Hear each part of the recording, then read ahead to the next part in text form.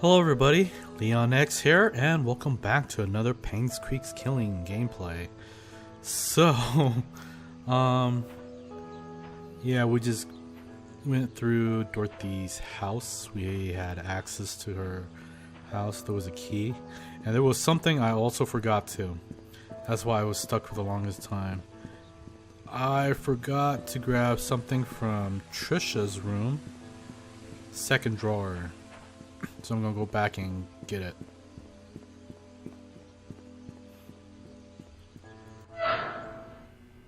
Alright. So let's go back to Trisha's room.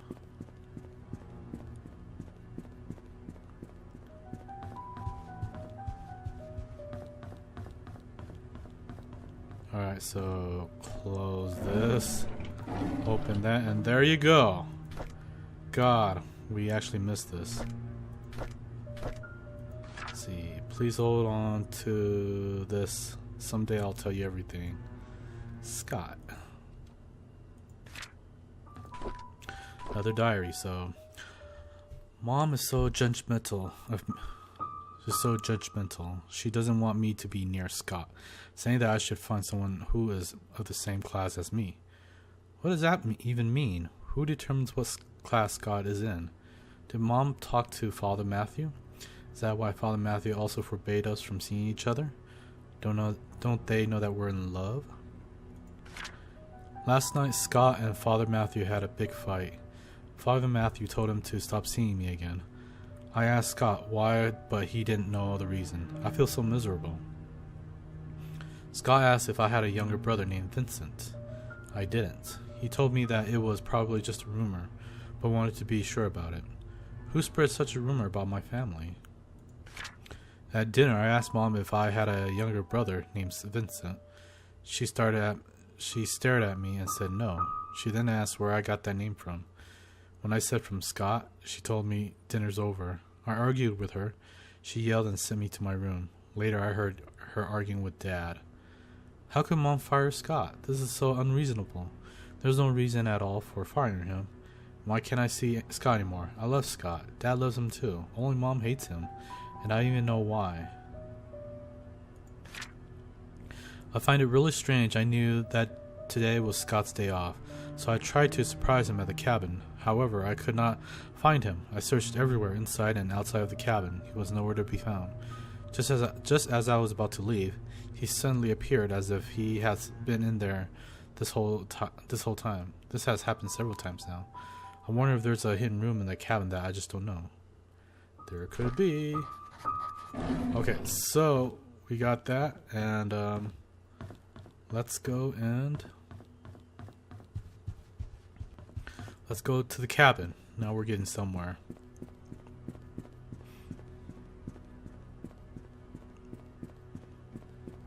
Making progress.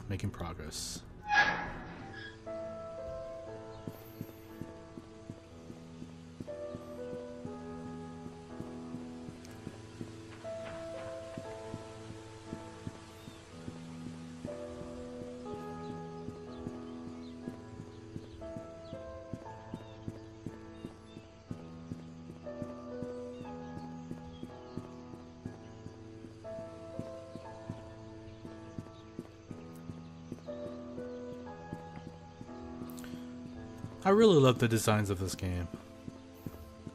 The town looks good, even though it's abandoned. I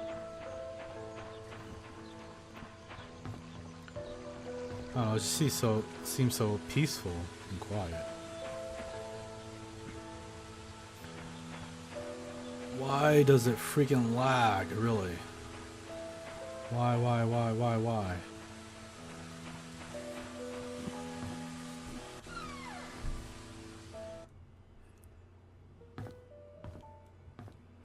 Okay, so go in there. Alright, so we place this just like that.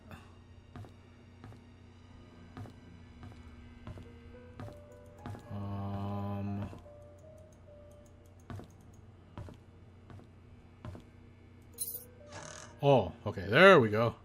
Okay, so secret entrance. Look at that. Jeez.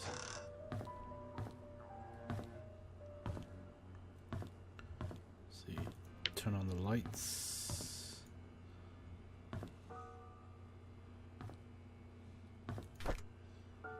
VHS tape.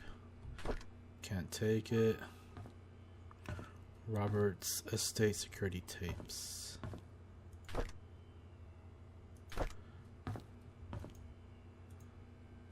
Okay, so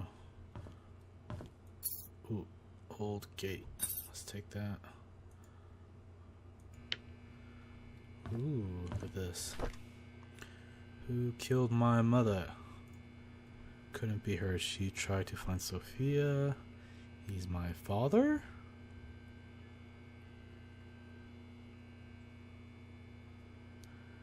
Mansion butler. In Indonesia at that time.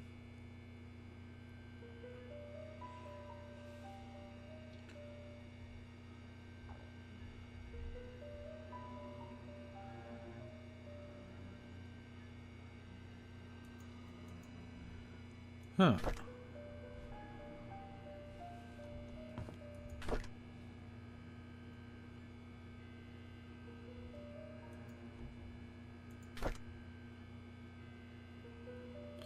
Oh, wait a minute. Dorothy's house, birdhouse.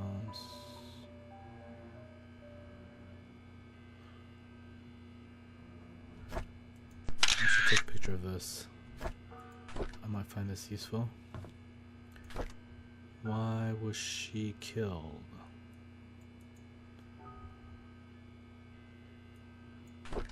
Oh, wait a minute. Hey, that blanket looks familiar. Oh, wait a minute. Are you telling me Scott is the baby?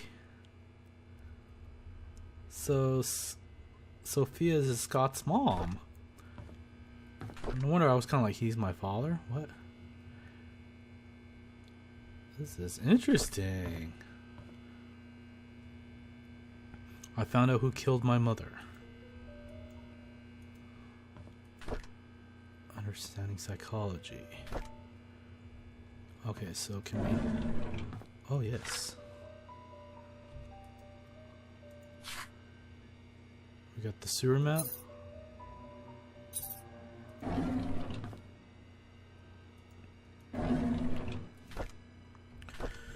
I realized who I am from the moment I saw the photo. I have the exact same blanket. I know who my father is. Everything makes sense now.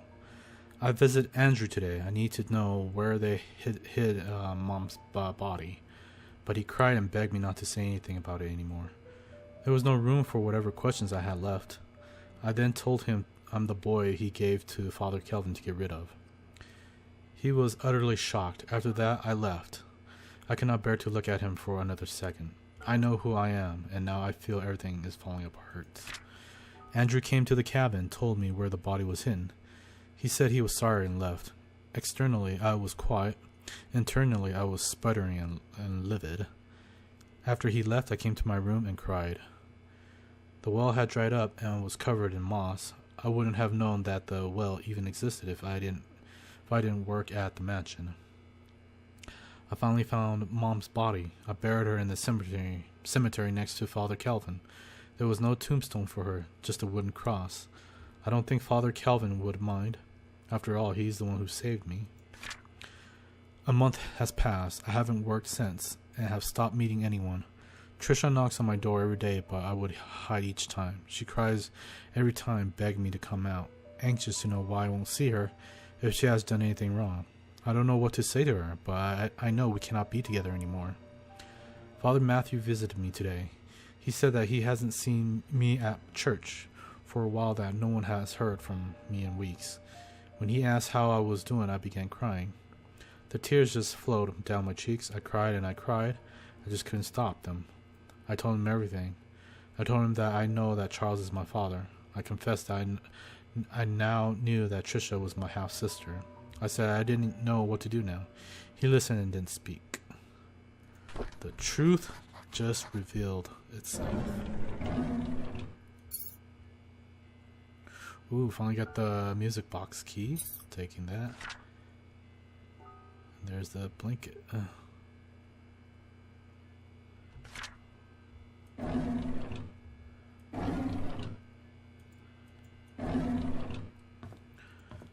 And is that it? Alright, so yeah, let's go. So I guess off to the mansion.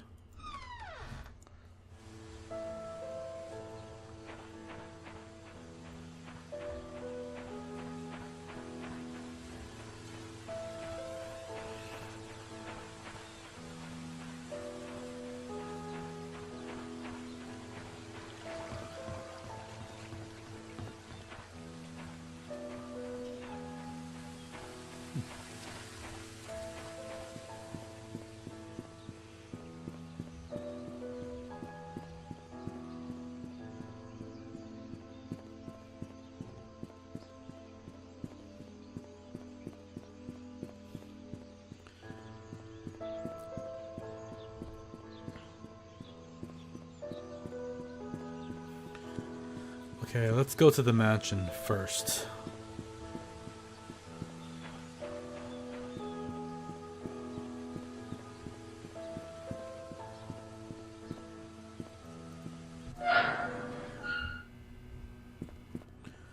Okay, let's go open that music box.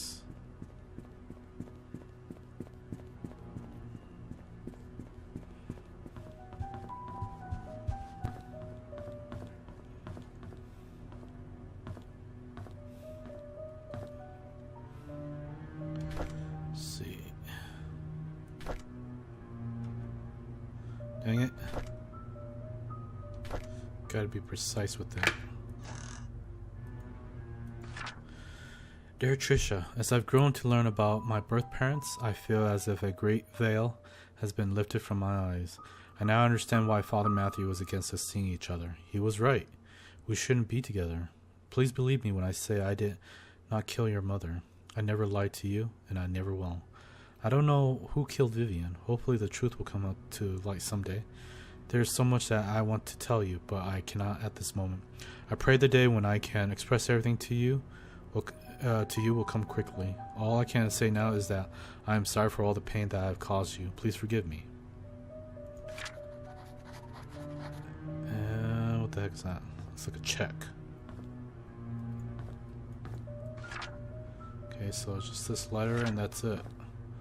Wow, okay. So I think this is all I could do in her room. Nothing. Oh, what's this? Nope, okay. And then there's another key. It's an old mansion gate key. Okay.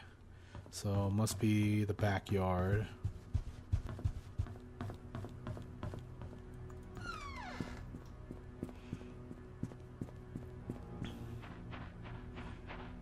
Oops.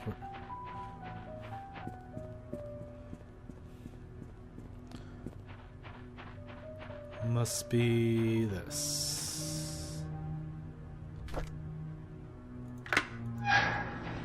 Sweet. Oh, what can we find over here? What can we find that's here?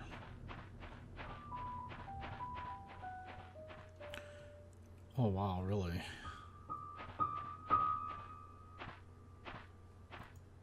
Use.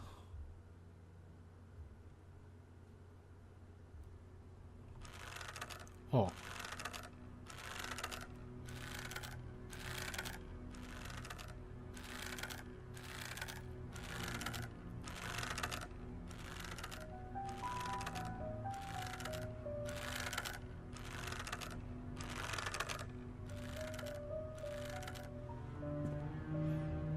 Oh, what's that?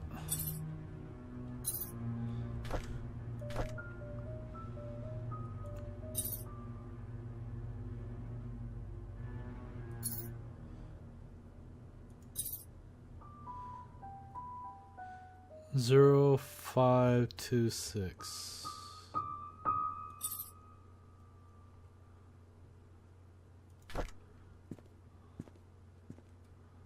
Is that it?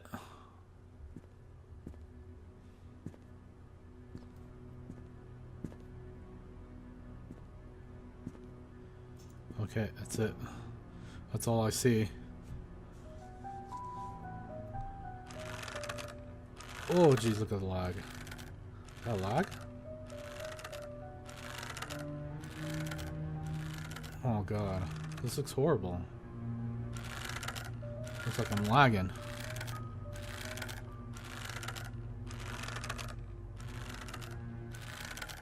Choppy.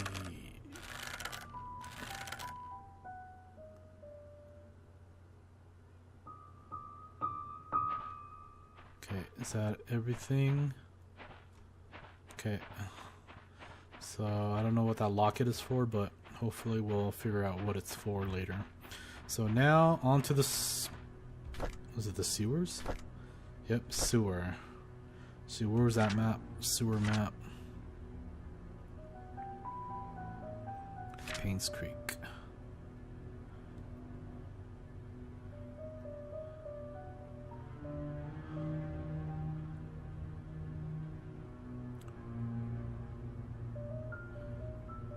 Where's my photos? Which one was see? View.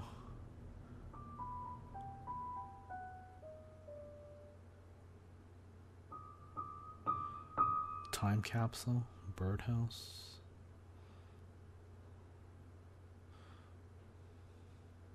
Old sewer entrance.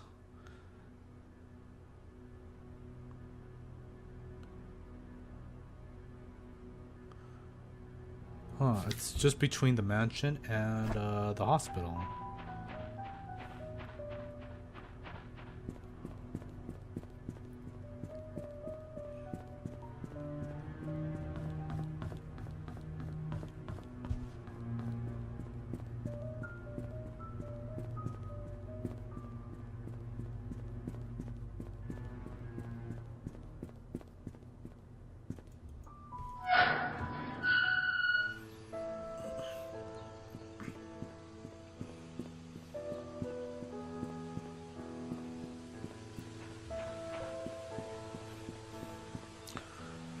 Okay, so... Oops, photo. It's somewhere between here, Black Pine. So it's like somewhere here. This? It's locked.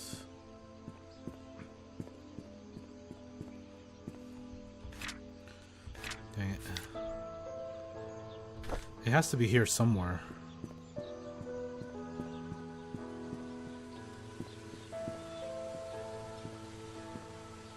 Oh! Oh shoot, I didn't see this. Yeah, it's okay. Yeah. I did not even see that. I didn't even notice it. Okay. So now we're on the sewer entrance.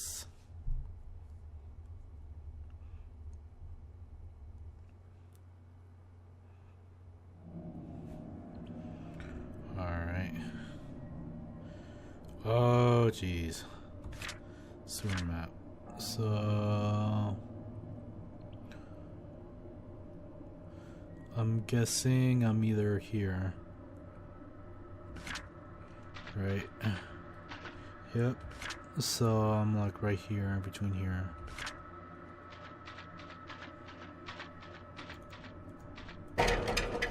Yep. So I cannot go through here. Oh, jeez, I can go through there.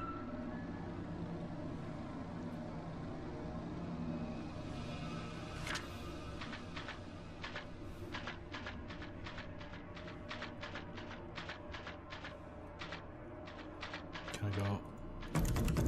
Nope. I could easily get lost in here. So I'm guessing I just went through here. And then now...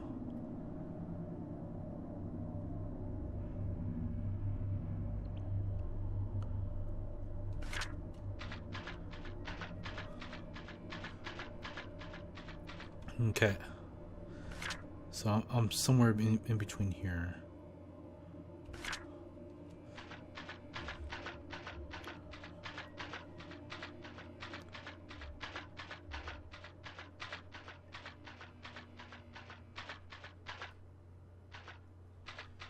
Better just look around. I don't want to miss anything.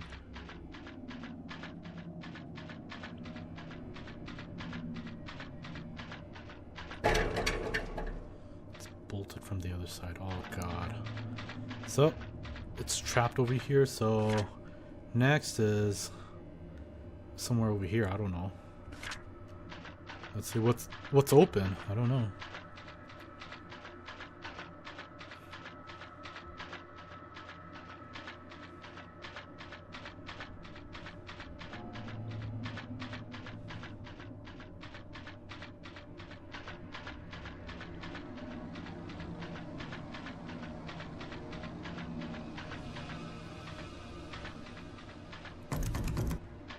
Trap.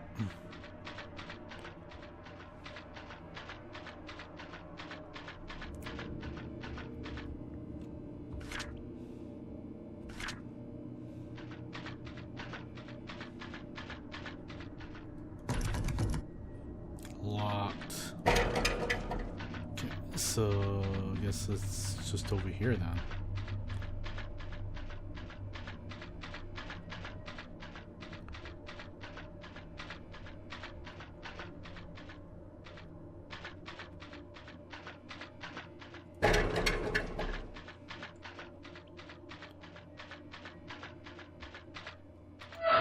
Oh, this side's open. Where am I at?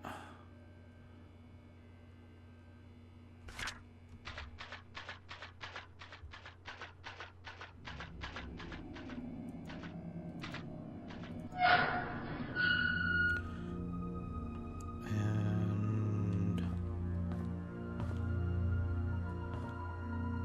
morgue. Oh, is this the hospital? Oh, sweet. Okay. So now I'm in the hospital. I'm somewhere in the basement. Okay, so let's look around.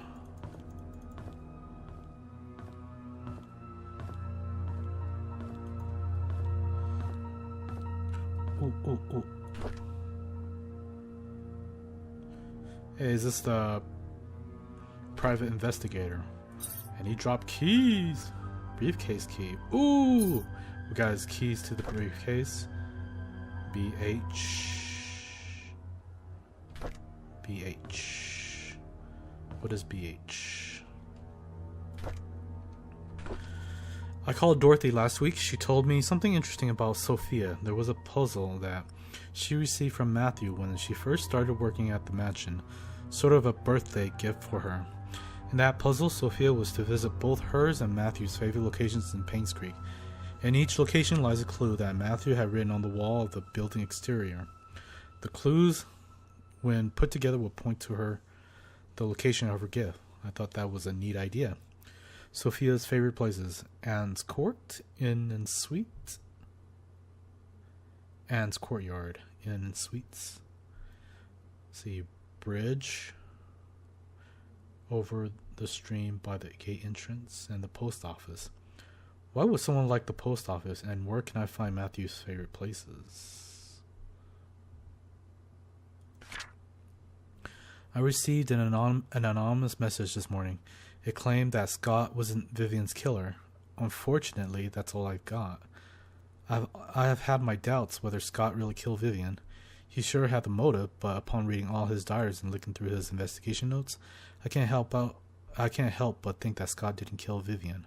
On the contrary, he was trying to find out who killed Vivian, as well as what really happened to Andrew Reed and Dr. Johnson. I still don't know if this anonymous person is a man or a woman, but they have helped solidify my thoughts on Scott. I received another message yesterday. It told me to look into Bernard, the mansion's butler. I can't help but feel that this person is trying to tell me something, but not exactly what. The message said I will find something in the house. Today I received a key in the mail with the initials BH. Does it stand for Bernard's house? Interesting. I've searched everywhere and read all of Bernard's diaries. Something just doesn't add up. Maybe it's just a hunch or simply that I'm thinking too much, but would he have really killed Vivian? There's something else about his entries that just makes me pause and wonder if he was indeed a murderer. I photographed all the pages. Okay.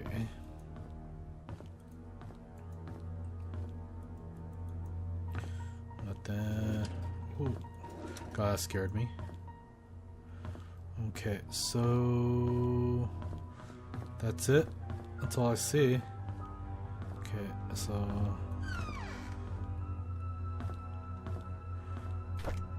ooh, hammer. I got the hammer. I got the hammer. Oh yeah, no power. Oh yeah.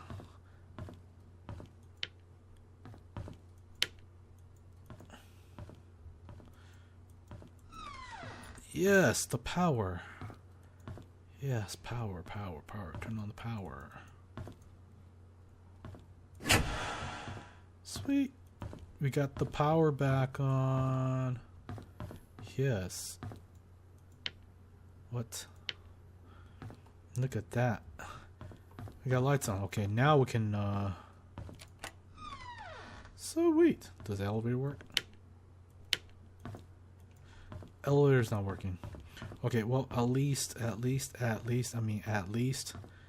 got this working. Okay, so there was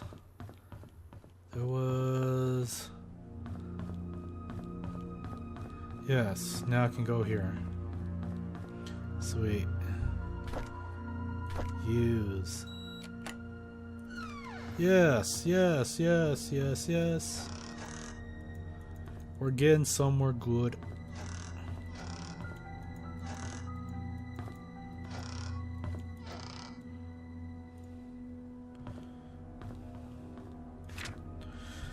See, dear Henry Johnson, I would like to thank you for your contribution to the Painscreek Community Hospital and the people of Painscreek for the past 2 decades. However, there have been reports regarding the mishandling of funds designated for PCH, most of which came from the Roberts Relief Fund. This support was meant to help with the purchase of medical equipment and supplies. Since a sum of nearly under $60,000 has been estimated missing, we have no other choice except to open an investigation. Until you are unable to explain the discrepancies between your accounting and ours, we have no choice but to suspend all funding for the hospital for the time being. I will be meeting you and your accountant to solve these issues so we may continue to support the hospital's needs. Vivian.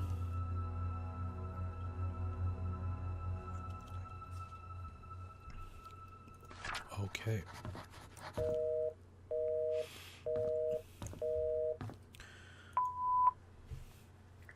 Henry, I just received a letter from the NMB investigation firm regarding the use of the RRF funds. I need you to call me. Henry, we really need to talk. Please call back. What's going on, Henry? Why aren't you returning my calls? This is really important. This is bad. Really bad. Okay. Another key. 203.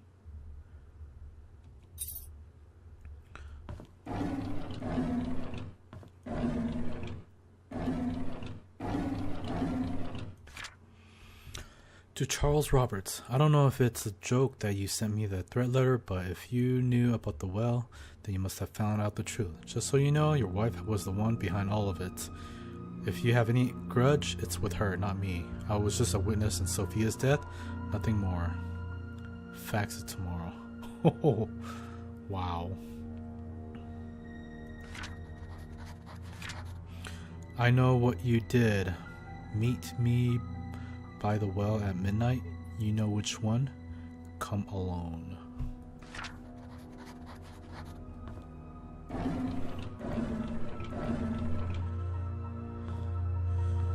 Okay.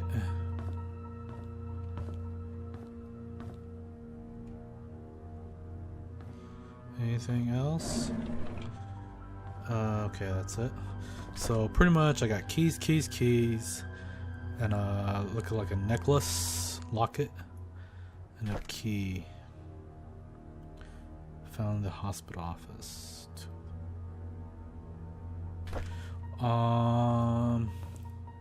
Is there a... Let's look at the hospital map. 203. Yes, it's on the second floor.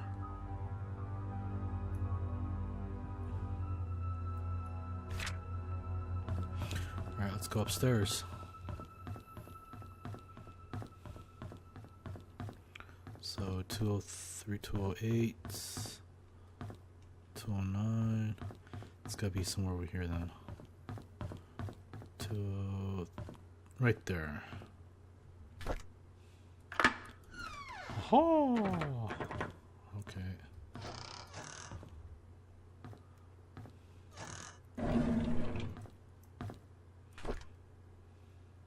Happily ever after.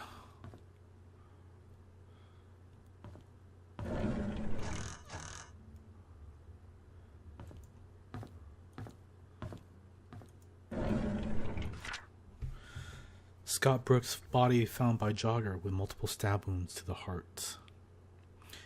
Please unsure if events are tied to the killing of Vivian Roberts.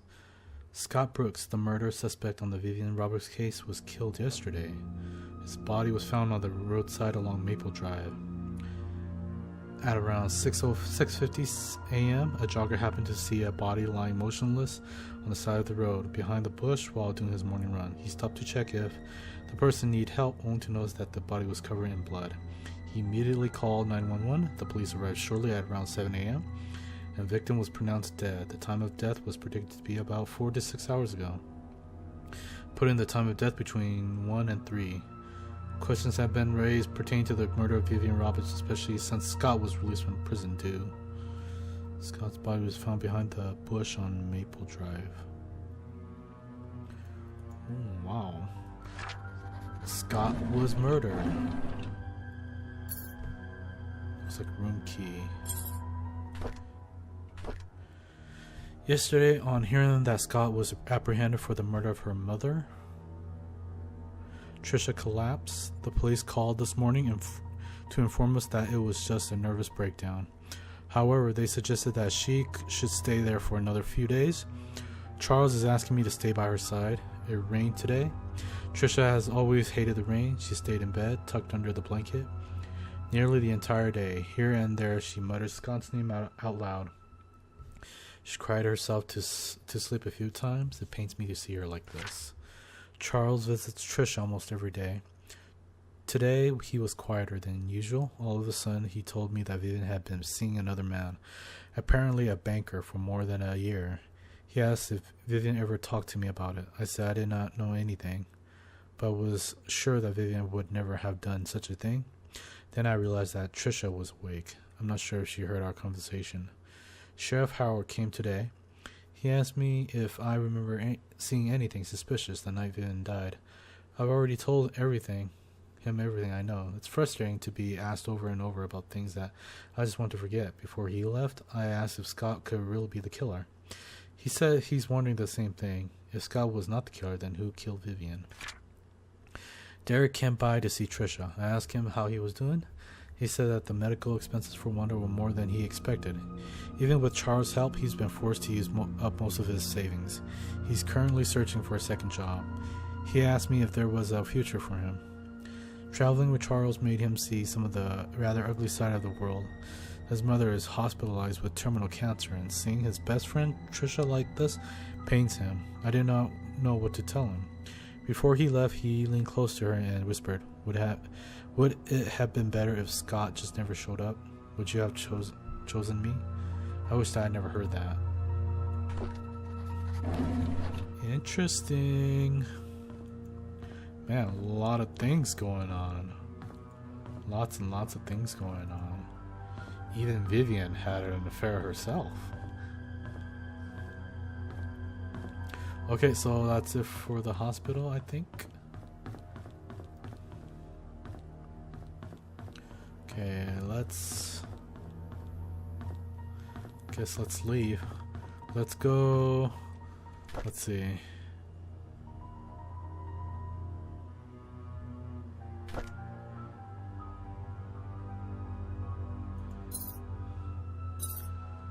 Dorothy.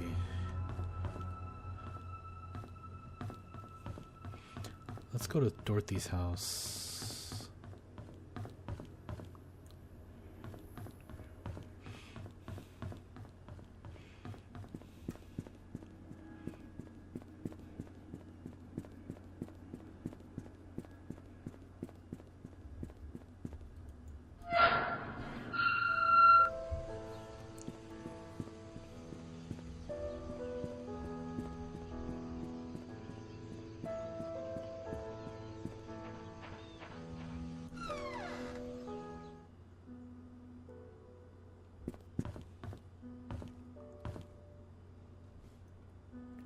Would it be this?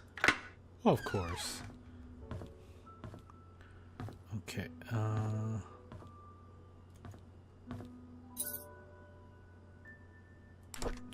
don't know.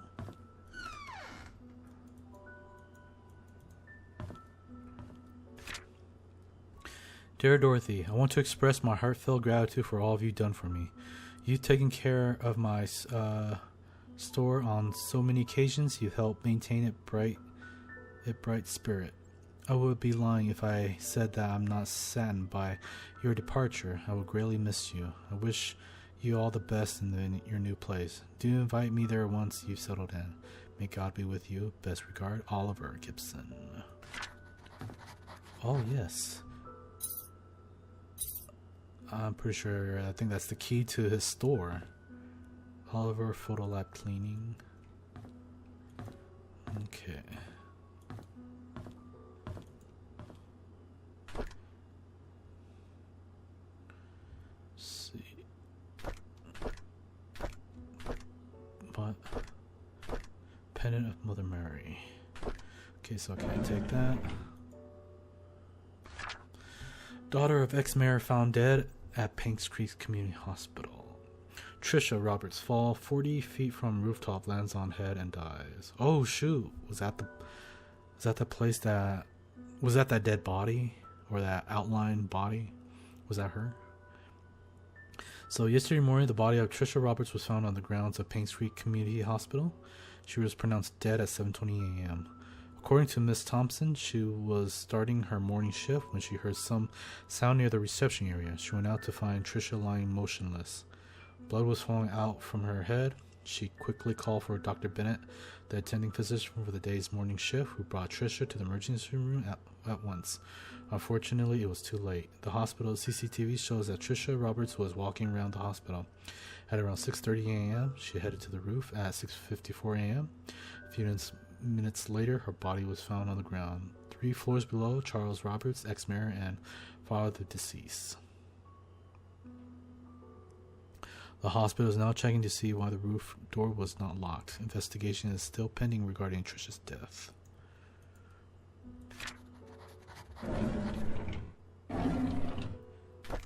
Alright. Scott was released from prison. This morning, Matthew went to pick him up. There's a lot of tension here in Painscreek. Most people think of Scott as a murderer. Charles tried to stop Trisha from seeing Scott, but it's no use. She was already waiting for him at the cabin. Charles is drinking again. He couldn't stop Trisha from trying to see Scott, yet Scott seems to be avoiding her. Trisha should not have been discharged from the hospital at this point. She still needs help and rehabilitation. Derek and Scott fought at the market today. Derek asked Scott why he's avoiding Trisha. Scott didn't say anything. He just walked away. Derek told him not to come back anymore. It's sad to see what's happening to them now. They used to be such good friends. Oh my god, Scott was killed. So 2 days later, he was killed. Trisha's been going crazy ever since Scott died. She sometimes screams in the middle of the night.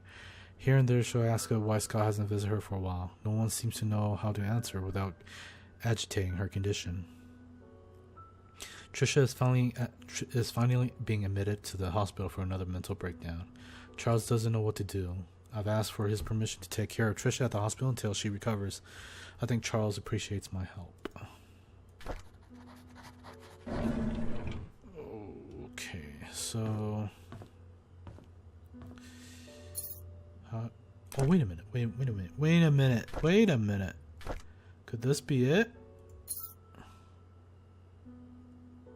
0526? Please tell me it is.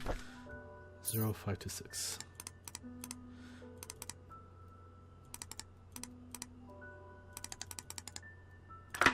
Yes! Sweet. Okay. I know some people don't like me. Wanda always picks on me and Bernard ignores me most of the time. Andrew, well, he's okay as long as I'm not in his garden. Dorothy cares a lot for me, though. I like her. Tom, our security guard, treats me with respect even though I'm just a housemaid. Vivian and Charles are kind to me. Oh, and Matthew too. I almost forgot about him. He's been taking care of me forever. Certainly as long as I can remember. I'm a lucky girl.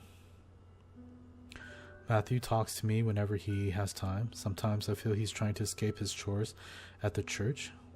We'll talk about everything under the sun, our hopes, dreams, futures. It reminds me of our days at the orphanage. This says a lot. Landing a job here as a maid was the best thing that could have happened to me. However, I never imagined I would be having an affair with a married man, let alone my employer. Now I'm carrying his child. How do I face Matthew? Yikes. I received a letter from Matthew today saying that he'll be extending his stay in Indonesia for 6 more months. That's always been him. He's always had a noble heart, wanting to help people everywhere. I miss him, but I'm glad he decided to extend his stay there. It gives me time to prepare how I'll explain my situation to him. I don't know how he'll take it if he hears the truth blurted out once he gets back. I don't think he'll be happy. Actually, I don't even know if he knows the truth. I received a telegram this morning from Matthew wishing me a happy birthday. He told me he had a special birthday present prepared for me. All I need to do is to find the clues that he placed in our favorite places. He's waiting for my telegram after I solve the puzzle. I've actually solved it already, but I don't know what to say to him. What should I do? My baby was born today at 8:20 a.m. and it's a boy. He looks just like Charles. Dorothy's taking good care of us. She prepares the food and attends to my needs. I almost feel like I'm her boss. Charles visits me all the time, asking if we need anything else. I told him he didn't have to come so often and to instead focus on work. As a mayor, he must have a lot on his mind. Charles told me today that his mother, Magdalene, will be arriving in 2 weeks. She knows about our relationship. I feel nervous because she's a strict woman. At the same time, I'm happy because she told Charles to take responsibility for me and my son. Soon I won't have to be a maid anymore. Charles has decided to name our child Vincent Roberts. I like that name. Jeez Louise. That it? Any...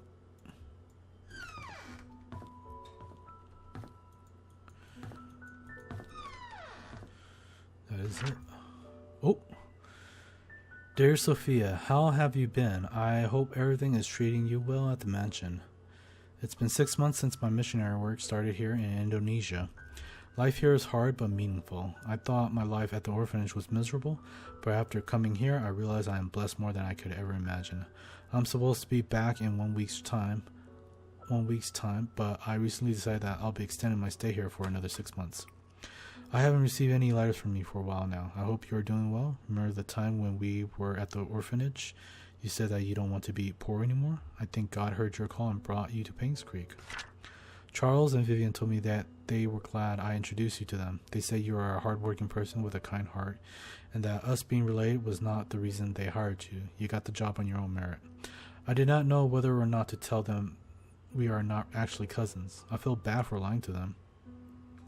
I guess I'll have to tell them the truth someday. Having said that, I'm glad that you're in Painscreek. We can talk and meet anytime, just like the good old days at the orphanage. I'll do my best here. I hope you can wait for me. Best regards, Matthew Brooks. I prepared a special present for your birthday. Wait for my telegram that day. Yikes.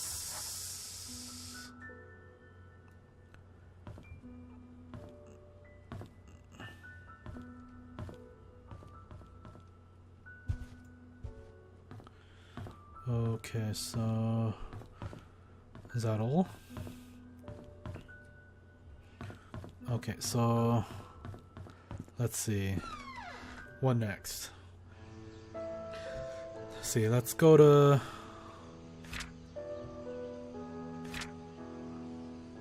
Let's go to Oliver's photography. So it's somewhere this way. Because we got the key to his place.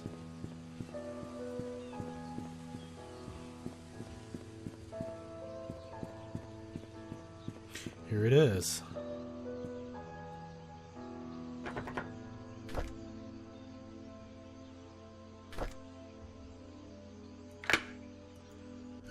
Sweet.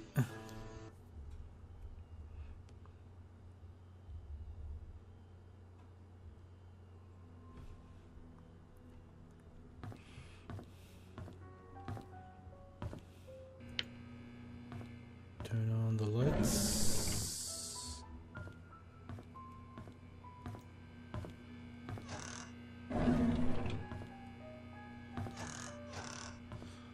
Where are those?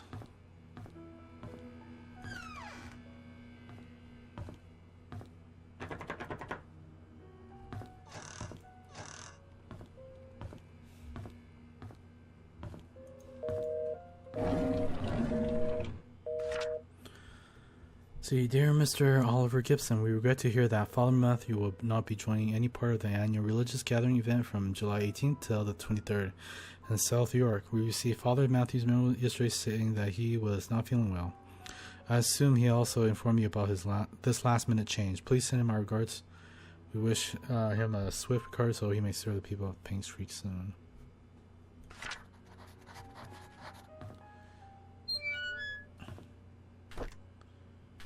Ooh, got a wrench. Ooh, got a shovel.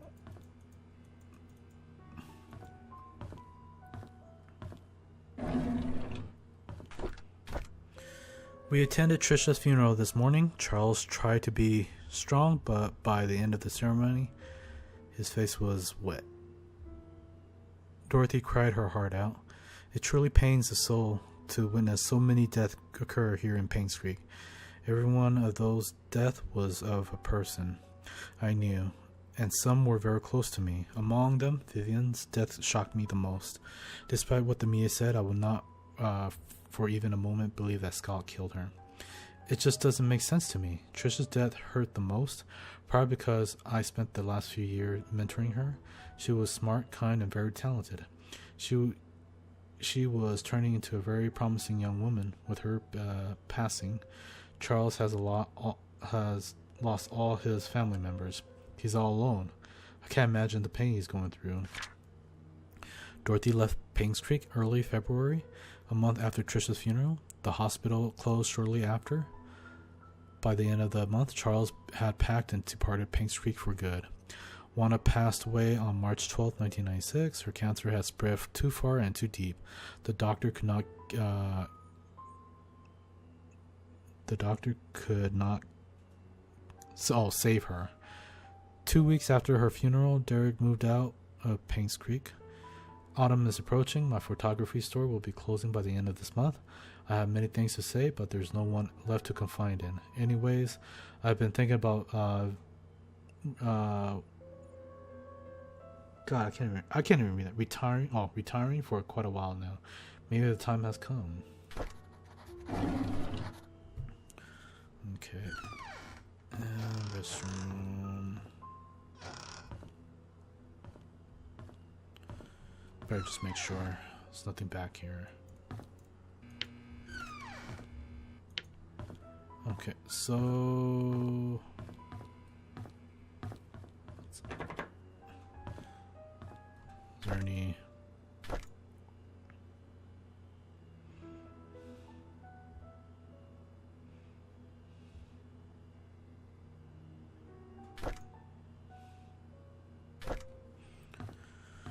okay.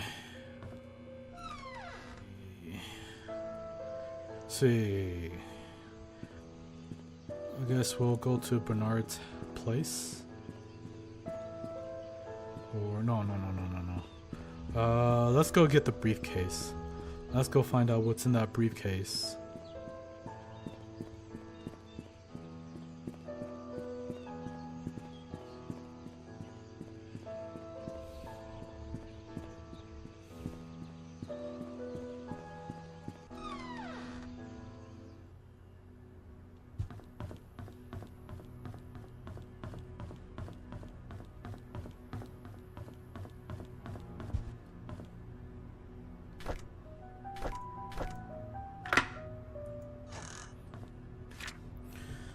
See, autopsy report. Andrew Reed, 3rd-degree burns. 44-year-old white male with burns found at the home, pronounced dead at the scene. 3rd-degree burns found across body. Blah blah blah blah blah blah blah.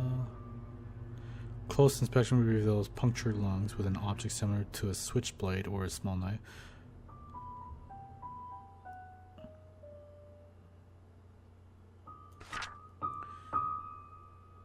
Let's see, Henry Johnson.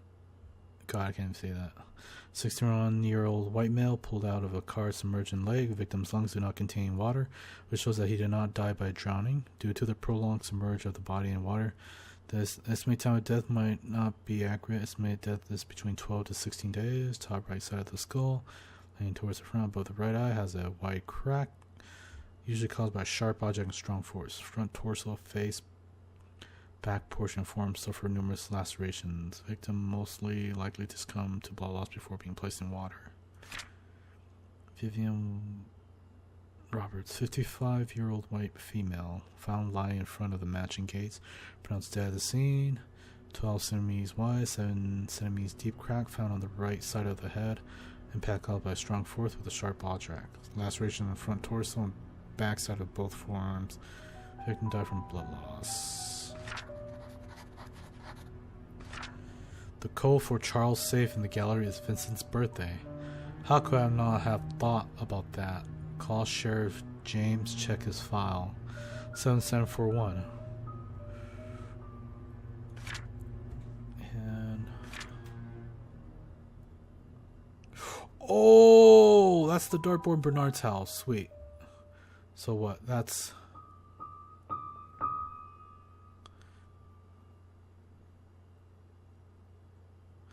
see. Okay. And then do I even have that?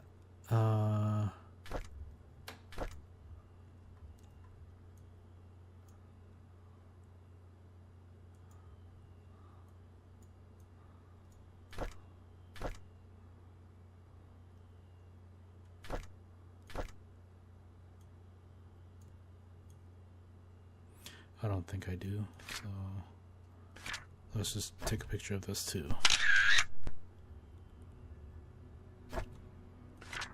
Okay.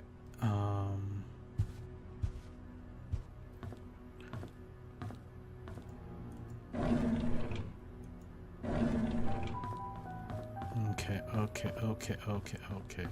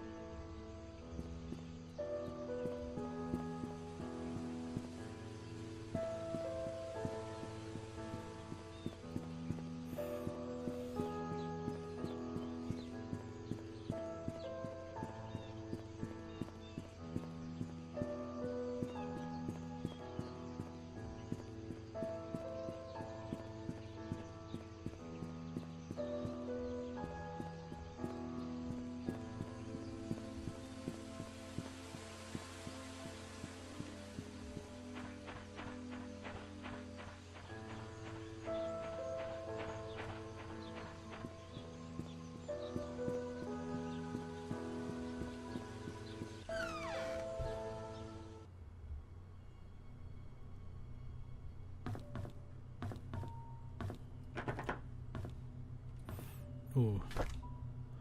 Was it this? Oh, wow. Okay.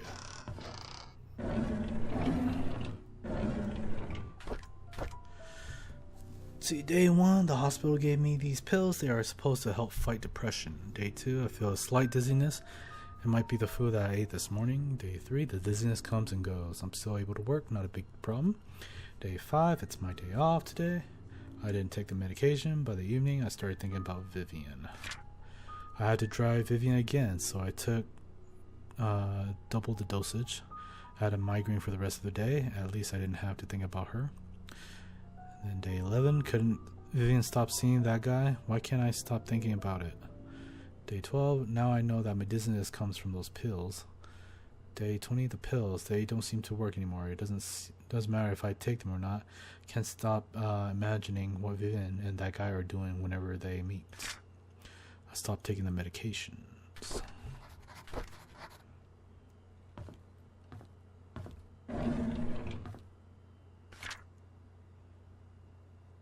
Bitch. Jeez. I drove Vivian today since Derek is out of the town with Charles. As I was driving, we talked. She expressed that despite having a successful business, she felt empty and tired. Trisha hates Vivian for trying to stop her from seeing Scott. She seems to be really bothered by the name Vincent, and her relationship with Charles seems to be just for show. I wish I could comfort her. She's going through so much right now. If only I could confess to Vivian how much I respect and I have for her, how much I admire her. Ever since Trisha brought up the name Vincent, Vivian has been pretty quiet. Even during dinner, she hardly spoke. I can barely remember the last time Vivian appeared happy. I don't think anyone can blame her. Wanda hasn't been coming to work for a while now. Her illness is getting worse. I wonder how she's coping. Derek wasn't available to drive Vivian again, so I offered to help. It's been a month since I first drove for her. She's been opening up more to me, telling me about the struggles she's faced with her rocky relationship with Charles, how she really dislikes Scott. Sometimes I would give her some suggestions when she asked what she should do. Other times she just wants someone to listen to her. Mostly, I am just happy to be with her. Vivian seems rather distraught recently. During the afternoon tea gathering, I stood outside the room and tried to listen to the conversations. She feels miserable being with Charles. They hardly look at each other, let alone speak. Personally, I don't think Charles deserves her. I finished reading Vivian's biography. Half the facts were incorrect. The writer should have done his homework better. Sometimes when I'm driving for Vivian, she asks me to drop her off at the corner of the street, typically in front of Tom's Cafe. She's always telling me that she'll make it back home on her own. It aroused my curiosity. So after dropping her off today, I parked the car and watched her. She ordered a cup of coffee to go. She then left the cafe and walked up to the street for about 5 minutes to a residential area. She stopped in front of an apartment and pressed the doorbell. Shortly after, a man in his early 30s, wearing a suit, opened the door. He leaned over and hugged Vivian. She gave the coffee to him and they exchanged some words. I couldn't hear what they said. They then entered the apartment together. Who is he?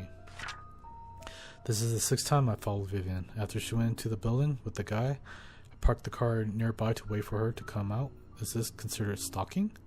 About 2 hours later, a cab stopped out in front of the apartment. Shortly afterwards, Vivian came outside and the man followed closely behind. They chatted for a bit. Vivian looked extremely comfortable with him. Before leaving, she kissed him on the cheek. What's going on? I tracked down the guy. He works at a bank. The place they met is his apartment. How could she do that? Who the hell is he? I reported sick for the 3rd consecutive day. As I lay in bed, I kept thinking on why Vivian would be seeing another man. No matter what Charles did to her, she has kept her faith in him throughout the years. How could she be having an affair now? She's better than that. She's supposed to choose me. Oh boy. Damn. All the drama. All the freaking things that are going on here. Really, like, just really.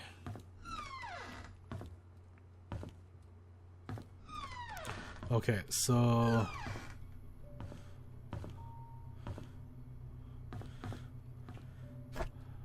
oops, so the photo, okay.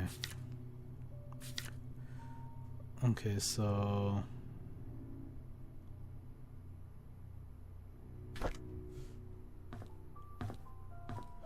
the thing that was missing was the 18 one. So doubles. Okay, so let's add this up. So subtract. God, where's my need calculator? Okay, so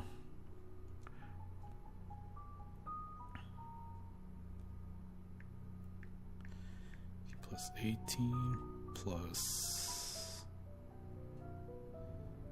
60 plus 50. Okay, so 146 I got for the reds, and then the yellow. So 2 and 7.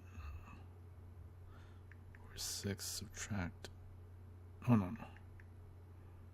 6 subtract 137. So is it 0137? Oh god, that better be it. 13. Oh my goodness. You gots to be kidding me. Oh, what am I doing? What's that too? When the police reported that Vivian was murdered, I was floored. I still don't know what to do. My mind is blank. All I can think is, how did it happen? How can Vivian be dead? Everyone's mourning about Vivian's death. People are coming or calling in to express their condolences. Charles hasn't been out of his room for days, and Trisha's crying her heart out. Dorothy has been assigning busy work to all the mansion employees, hoping that it would take their minds off Vivian's death. Samuel, our security guard, has been reviewing all the tapes of the past 2 weeks for any suspicious activities. I wish I could be of any help. Scott was just apprehended for the murder of Vivian. Is that true? No one would have thought of that. I could never ever believe that Scott would be capable of killing someone, let alone Vivian. Yet it makes me so mad. I feel confused.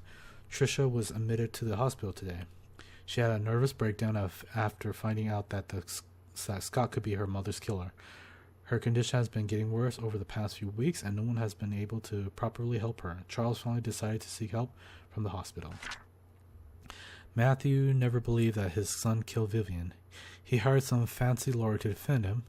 Scott's been released on bail today. It's beyond ridiculous. I don't think Scott should have been released at all, despite the insufficient evidence. He killed Vivian. I know that he's guilty. Everyone knows that. They should have gone ahead and prosecuted him. The maids were cleaning the mansion when they found some stuff belonging to Vivian. A key and some stationery. I asked Charles what he liked to do with them, but he told me to take care of it myself. I brought them back to my place. Vivian's death has caused lots of grief to everyone, especially Charles. After hearing how heartbroken Charles was 2 nights ago, I can't bear to see him suffer anymore. Scott should pay for what he did. Let's see. Oh, yeah, that's right. Ooh, hammer? Yeah. Sarah, there's a dry place. Oh, did he murder Scott? Is that what he did? Yep, that's my only guess. He murdered him. He was the one who killed Scott.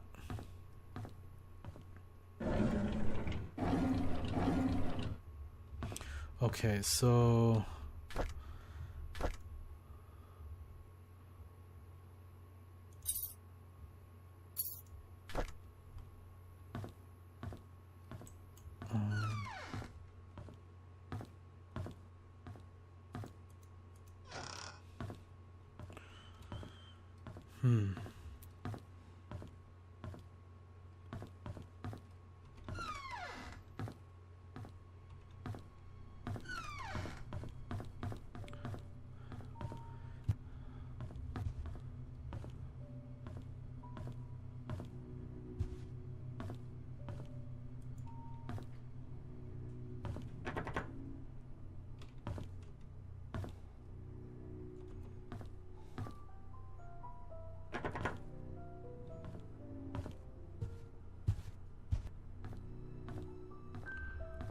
see, wonder where this key looks like a desk key found in Bernard's house. Okay. I don't know where else.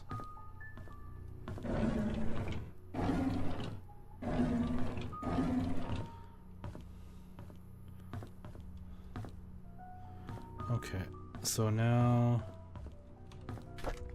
let's see.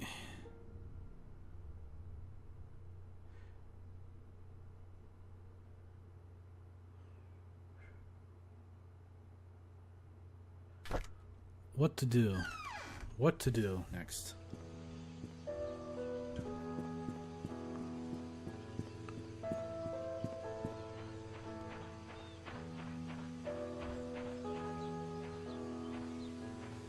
Oh, wait a minute. Wasn't there something?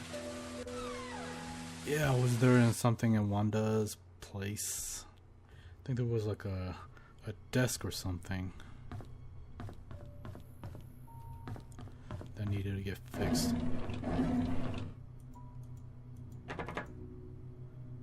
Oh yes, okay, so oh, the school called. The principal told me that the kids have been calling Derek names, saying that he's a bastard child. I know that Derek wants to know where his father is. I don't know what to say to him. The school called me again and told me that Derek poked a bird nest till it fell off the tree. After that, he stoned the chicks to death. This resulted in him being suspended from school for a week. The principal asked if Derek had suffered any kind of trauma that would cause him to act like this. I could not tell him that Derek witnessed Sophia being killed. What? I could not tell him that Derek witnessed Sophia. He was only 5 when that happened. Derek stopped going to school. He told me school isn't for him. I should not have asked him to keep quiet about Sophia's death. He must have been bottled up his emotions all these years. Maybe it's time I started homeschooling him. Psychiatric evaluation. Mrs. Wanda Taylor, after almost 5 months of sessions, your son, Derek Taylor, is now much better. We are still unable to get him to talk much, but he has chosen to express his thoughts and feelings through written text, which is a breakthrough for him. During his last session, however, he wrote the following. Dad was standing in the middle of the road. He was waving to me. Mom was crying, and her tears dropped onto my face. I woke up. Kitty was purring and licking my face. I think she wanted to go out. Mom doesn't like me to make noise when it's late at night. Says it will wake up everyone. So I was very quiet. When I opened the back door, Kitty flew away. There was noises behind the wall fence. There's a door that always locked, but there's light behind the keyhole. I walked to the door and looked through the keyhole. There were 4 people. 2 of them were fighting. A baby was crying. Then one of them fell down and hit her head. She stopped moving. Her eyes were open. I wet my pants because she was looking at me. Derek has since been very quiet. We haven't been able to grasp fully if what we wrote was real or imaginary. Nevertheless, we are concerned with this situation. Kindly get back to us so we can discuss further steps in helping him. Interesting.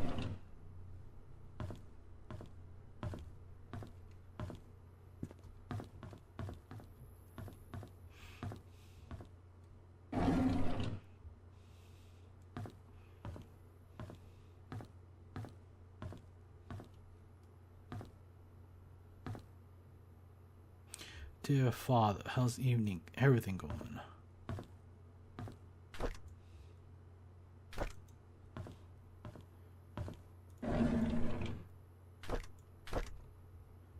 I read that already.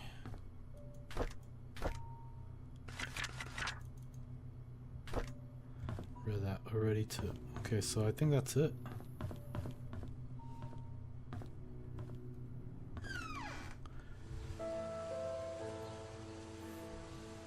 Let's see, there was...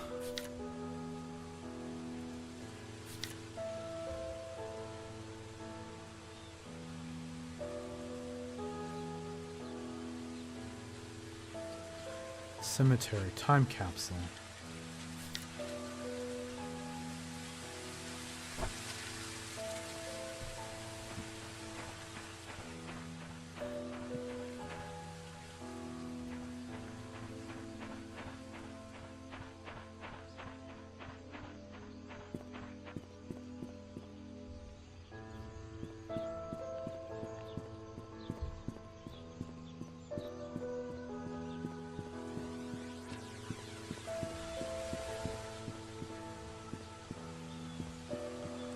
Time capsule.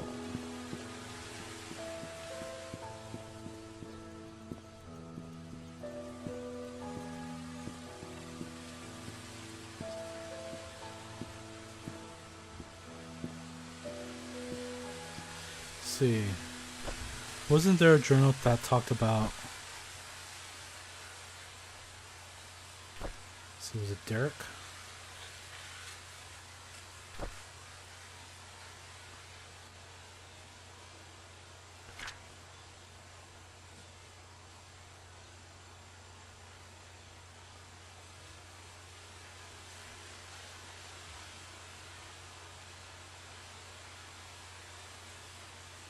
Big stone in the cemetery.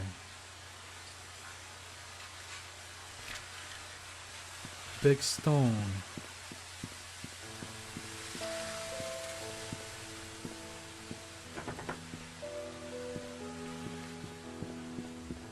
Big stone. Big stone. Could this be it?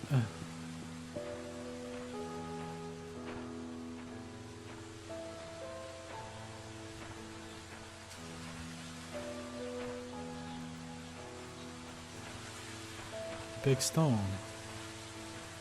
So I'm guessing this is Sophia.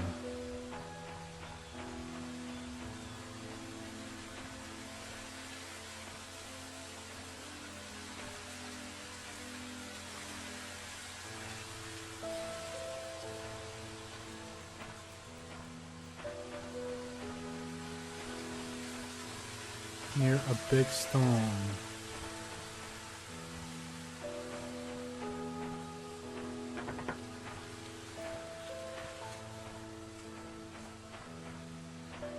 Is that over there? How do I get in here?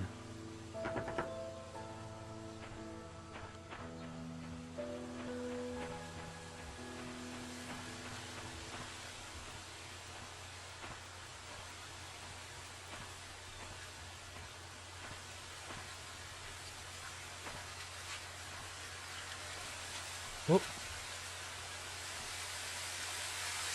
Oh, see, shovel, right? Oh, best friends forever. Not.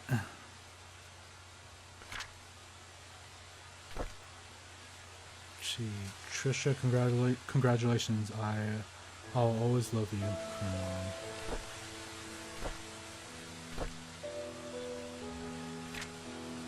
Secrets of Painscreek Mansion. Hidden room in the study room. Hospital. Secret underground passage. Future detective Scott. Secret room above Father's. The church.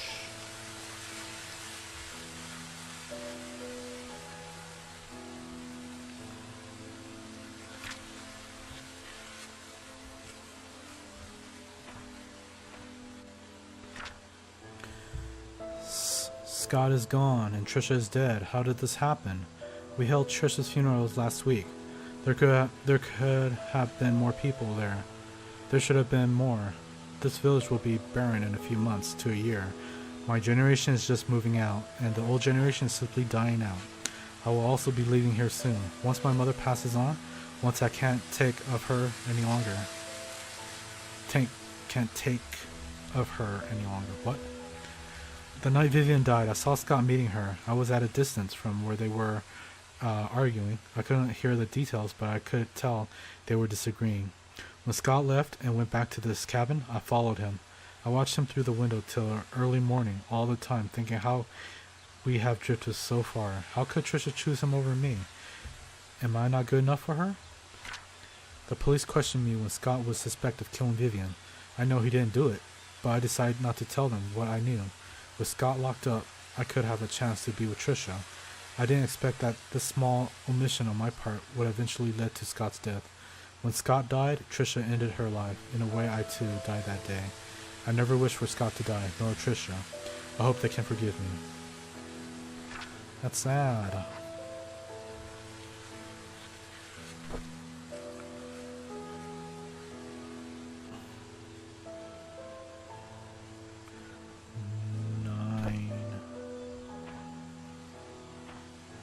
Okay, so got that done. Now what?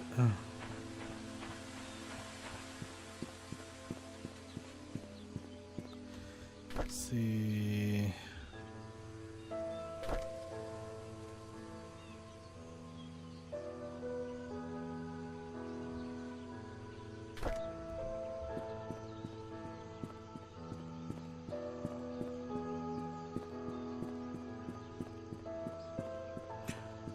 Oh yeah, where's that diary?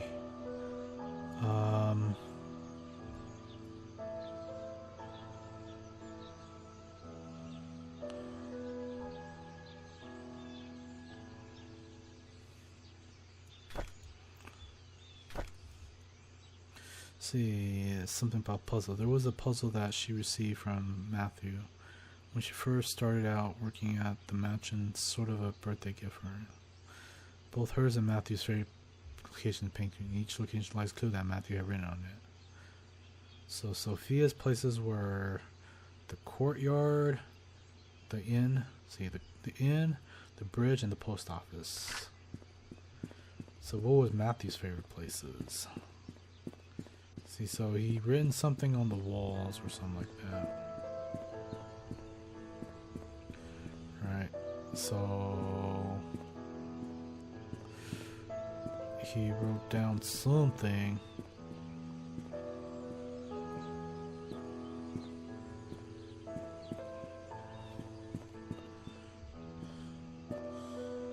Oh, bird?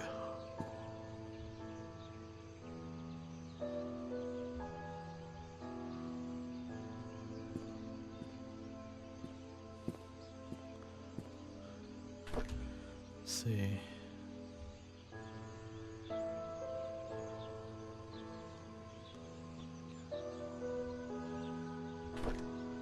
Okay, bird. So, and then the bridge.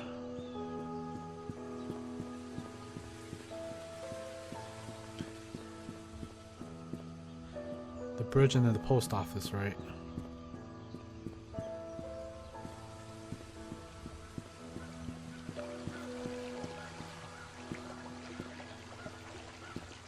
Hey, stump.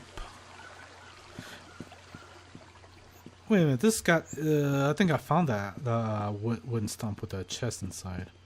So, stump. And then the post office, which is over here.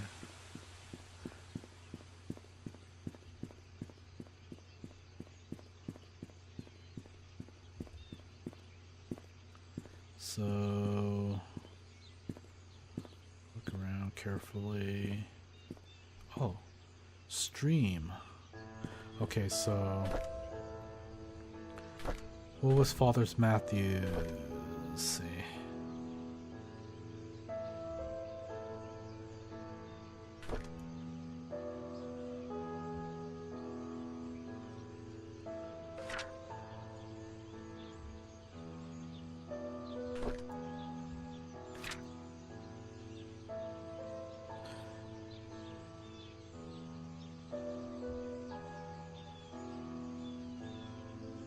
Moon Cafe?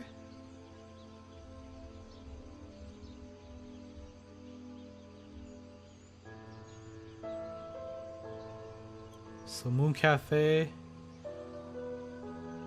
the church, and books. Moon Cafe, books. Let's see.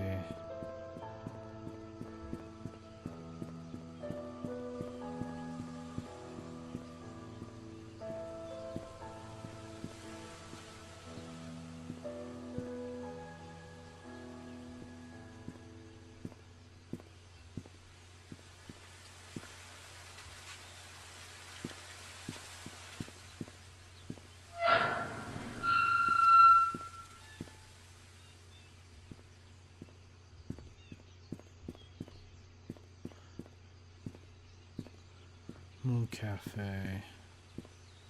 Oh, playground. Playground, and then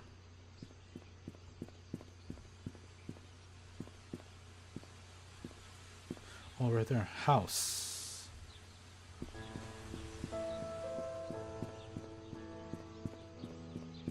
And the church.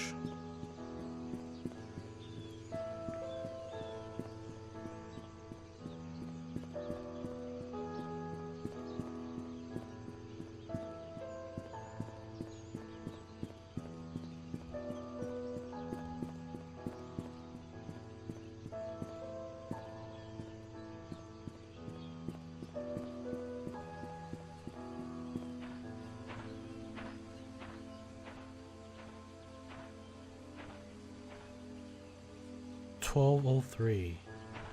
Oh, that's a pretty cool puzzle. Alright, so it's that little chest on that stump that I found. 1203.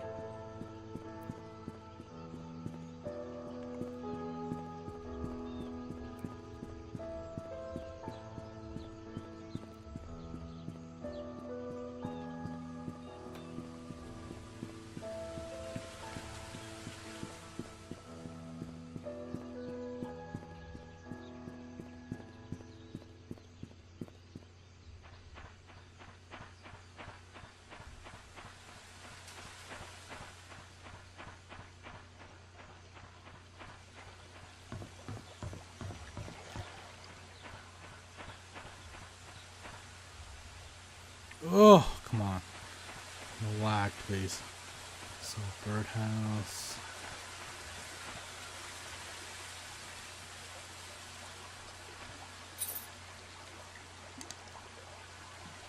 Oh, three. Huh.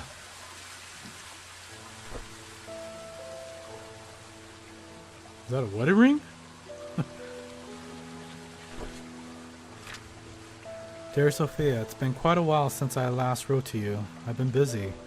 I hope you are doing well. Father Kelvin has been guiding me how to be a man of God, to grow my faith in the Lord and my compassion for people. When I see those who have no beds to sleep upon and no food to eat, my heart goes out to them. I wish I could do more. Father Kelvin has been handing me more and more responsibilities.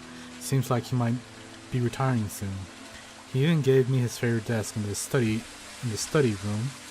I've changed its code to 0318, the day you first came to the orphanage. Painscreek has been very quiet recently. Nothing much goes on in the small town. Oliver is still Painscreek event photographer.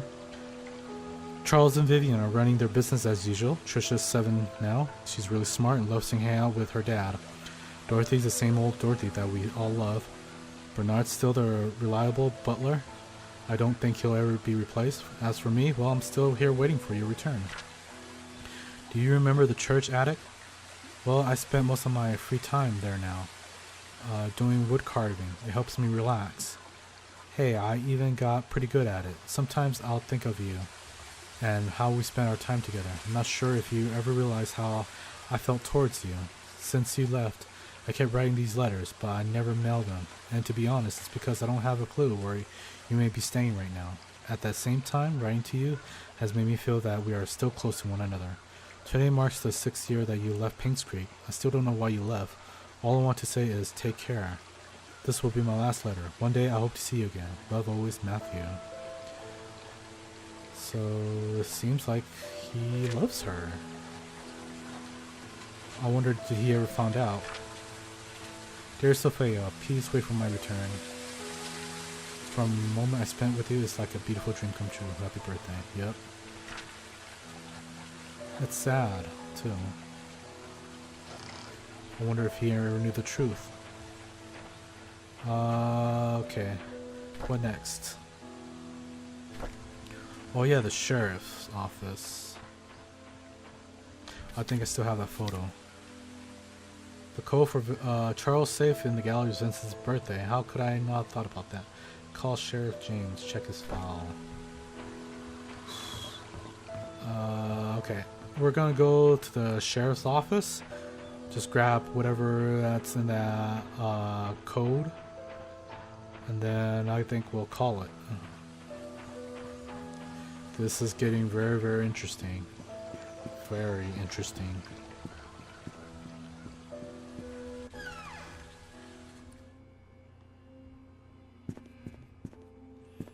Okay, so this must be this. What was it? 7741.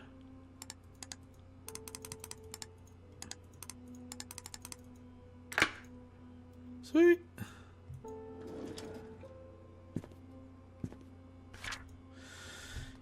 See, the crack in Vivian's Robert's skull shows that the weapon you use is an object with a heavy, sharp end. Something like an axe would fit the description. To cause a crack that big, the attacker must be rather strong. I'm assuming it's either a man or a strong woman who is experienced in the use of the weapon. The victim must have been facing the attacker because of the lacerations found in the front of her torso. as well as the backside of both forearms, showing that she tried to block the attacks by holding up her arms. The fatal strike landed on the right side of Vivian's head, just above her right eyebrows. This clarifies the following: that the victim was facing the killer, that the killer is strong enough to land such a clean but deadly blow, and that the killer is left-handed. Since the murder weapon was never recovered and confirmed, my assumption of it being an axe still remains. Since this is me doing you a solid, do not, under any circumstances, leak this information or I'll be in big trouble. The guys here in Grand City don't want any more than necessary to know about these details. Hope the above information helps. Xiong.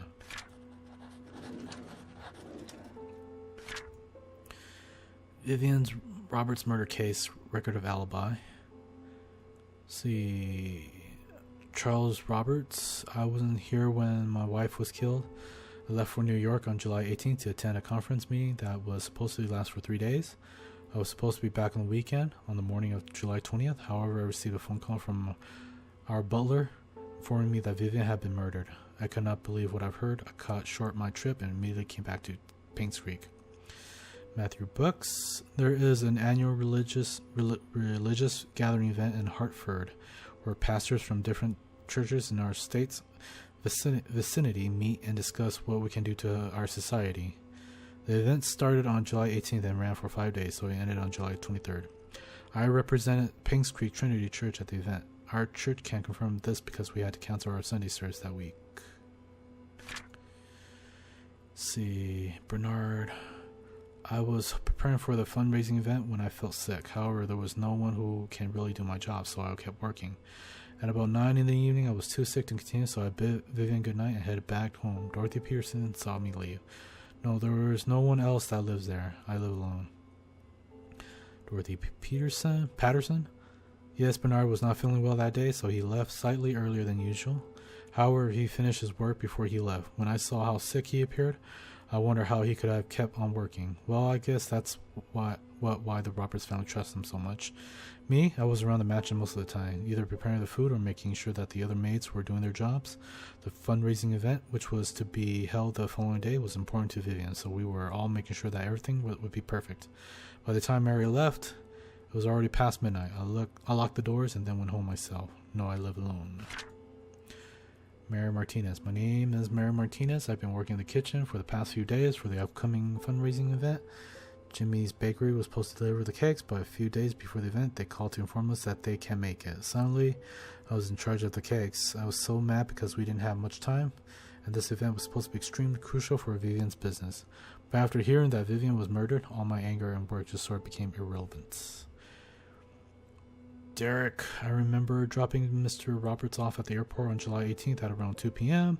I was supposed to come back after that to drive around for Vivian, but she told me to take a break since I haven't had a day off for quite some time. I decided to visit a friend of mine who was moving upstate to West Dakota. What sort of friend? An elementary school buddy that used to live here, but moved when he received a scholarship? I stayed at his place for a few days before coming back to Painscreek. Yes, he can vouch for me. I have his number at home. I can give it to you later. Erick never gave me the number.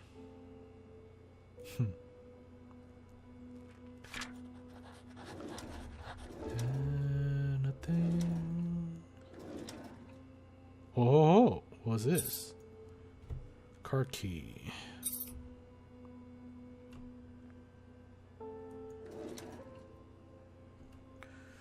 Okay, so let's see. Alright, card key.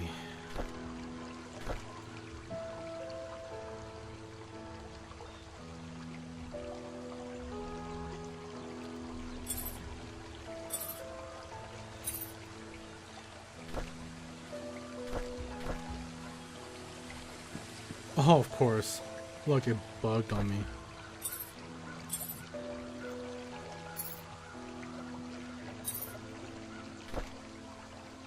Okay. Well, yeah, whatever. Okay, we'll figure this out next time. So, yeah, we're gonna stop right here. So, I just want to say thank you guys for watching the gameplay. I hope you guys enjoy it. Please remember to subscribe, comment, share, and like the video. And do support the channel if you guys can. There's a PayPal Streamlabs link on the video description below, as well as my Facebook and Twitter. And I will see you guys next time on another Painscreek Killing gameplay. Have a good day, everybody.